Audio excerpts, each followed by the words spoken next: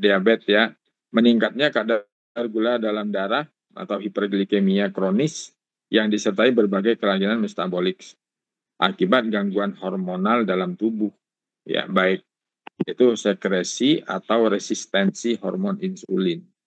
Jadi kalau gangguan sekresi itu berarti hormon insulinnya ini tidak bisa diproduksi oleh sel beta tadi di kelenjar pankreas.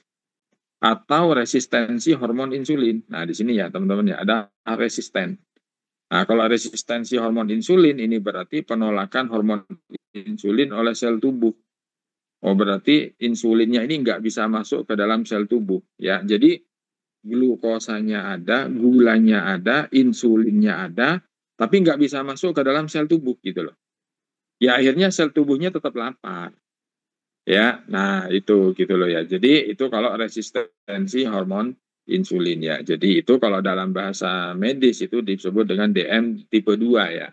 Itu resistensi hormon insulin. Tapi kalau yang DM tipe 1 itu karena gangguan sekresi. Jadi gangguan cairan insulin. Jadi insulinnya itu nggak bisa diproduksi oleh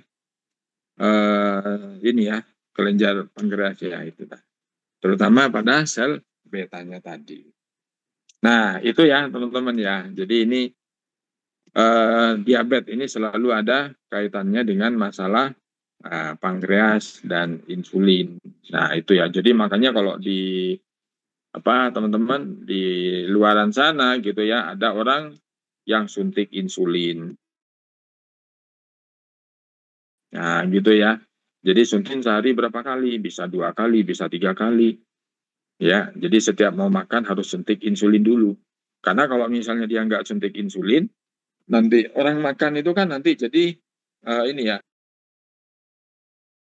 Nah, itu ya. Nah, begitu dia ini insulinnya nggak ada, nah, kalau dia nggak suntik insulin, maka nanti glukosanya, gula darahnya itu nanti jadi tinggi gitu. Maka dia harus suntik insulin. Ya, coba bayangkan teman-teman, ya tersiksa banget gitu, mau makan suntik dulu gitu ya. Mula balik terus seperti itu gitu ya.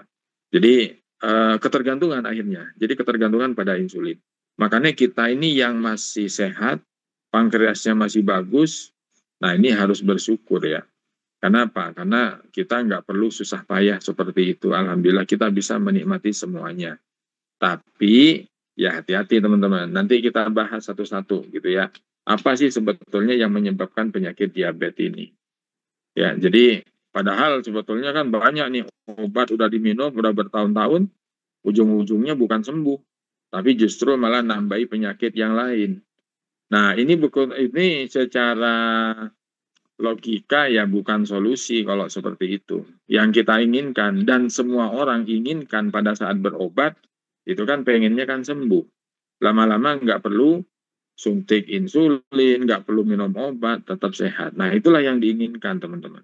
Ya, jadi sebelum kita masuk ke dalam solusinya, nah kita pahami dulu nih tentang diabetes, biar nanti kita ini bisa menarik benang merahnya gitu loh ya. Bisa menarik benang merahnya apa sih sebetulnya tentang diabetes ini. Ya, itu. Oke, kira-kira seperti itu ya teman-teman. Ya, alhamdulillah ini sudah semakin banyak yang bergabung ya. Terima kasih ya untuk kehadirannya ya.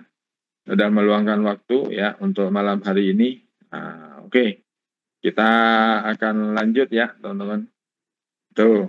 Oke, mungkin tadi ada yang baru masuk gitu. Nah, ini kalau berbicara diabetes ya, saya ulang ya sedikit ya. Jadi ini selalu ada kaitannya dengan kelenjar pankreas. Ya, kelenjar pankreas ini. Nah, di pankreas ini ada namanya ini loh, Langerhans-Islet. Nah, ini ya, teman-teman. Jadi Langerhans-Islet. Oke. Oh, sorry ya.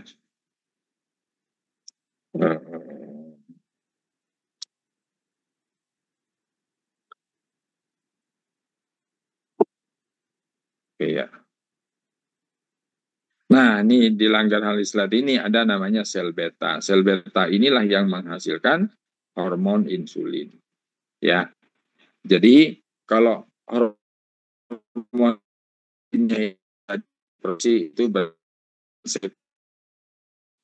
Nah, berarti itu termasuk DM tipe 1. Ya, kemudian kalau misalnya resistensi insulin, ya, penolakan terhadap hormon insulin itu berarti sel tubuhnya tertutup. Insulinnya ada, glukosanya ada, tapi nggak bisa masuk ke dalam sel tubuh. Sel tubuh kita itu kan butuh makan, teman-teman. Ya, sel tubuh kita itu butuh makan. Nah, yang ngantar makanan itu insulin. Ya, itu. Tapi kalau sel tubuhnya ini tertutup, nah akhirnya insulin nggak bisa masuk. Nah, tertutupnya ini oleh apa? Nah, itu nanti saya jelaskan. Ya, nah itu. Oke, sekarang kita lanjut nih. Siapa aja sih yang berisiko tinggi kena faktor apa kena diabetes? Pertama itu genetik, ya gen. Jadi makanya hati-hati teman-teman kalau misalnya ada riwayat atas bapak ibunya ini ada yang kena diabetes, nah, gitu ya. Karena biasanya kalau faktor genetik ini akan lebih diperparah itu kalau pola makannya itu sama. Jadi biasanya kan gini, oh ini memang sudah ada faktor genetik. Nah, kadang kan gini, ibu ya yang masak makanan kalau di rumah ini kan ibu lah ya rata-rata kan itu. Jadi ibu masaknya lodeh ya udah semuanya makan lodeh. Masaknya gulai ya semuanya makan gulai gitu loh. Ya sehingga faktor genetik ini akan diperparah dengan faktor pola makan yang sama. Nah itu ya. Jadi akhirnya Pak ya udah semuanya jadi kena diabetes gitu. Kenapa? Karena pola makannya sama gitu loh. Ya apalagi memang ada faktor genetik. Nah itu ya. Jadi memang pola makan ya paling banyak ini karena faktor pola makan. Kemudian obesitas ya kelebihan berat badan ya. Jadi makanya ini hati-hati ya teman-teman ya. Jadi kalau berbicara tentang obesitas ini ada overweight, obesitas kelas berat. Nah itu ya. Jadi kita harus tahu yang namanya indeks massa tubuh IMT ya. Kalau dulu berat badan ideal itu seperti apa gitu ya. Kalau rumus dulu tinggi badan dikurangi berat badan gitu ya. Itu nanti akan ketemu berat badan yang ideal. Tapi sekarang sudah beda lagi rumusnya menurut WHO. Nah, itu ya, sekarang itu teman-teman berat badan dibagi tinggi badan kuadrat dalam meter ya. Dan itu nanti akan ketemu nanti IMT-nya, indeks massa tubuh. Kalau indeks massa tubuhnya itu kurang dari 18, maka itu termasuk kekurangan berat badan. Kalau indeks massa tubuhnya ini antara 20 sampai 25, nah itu ideal. Kalau di atas 25, nah itu udah overweight. Nah, kalau udah di atas 30 itu obes. Nah, gitu ya. Jadi itu indeks massa tubuh, teman-teman. Ya. Nah, ini kesempatan ini pas puasa, kesempatan nih untuk nguras, ya. Jadi dengan puasa seperti ini kita ada kesempatan untuk membuang sel-sel yang tidak kepake, teman-teman. Ya, biasanya itu nanti berat badan memang jadi turun. Nah, tapi kalau ini pertahankan pola makannya selama puasa ini, ya, insya Allah nanti berat badannya ini bisa ideal. Ya, oke, usia di atas 40 tahun, ya, ini rentan ya, terkena penyakit diabetes, apalagi pola makannya tidak terkontrol, senang konsumsi yang dingin, ya, es misalnya, ya. Nah, es ini teman-teman kayaknya sepele, tapi sebetulnya berbahaya. Berbahayanya itu memang tidak langsung ya. Salah satunya ini bisa melemahkan fungsi pankreas dan bisa mengacaukan suhu di dalam pencernaan. Gitu loh. Jadi suhu tubuh kita ini kan paling tidak itu 36 derajat ya.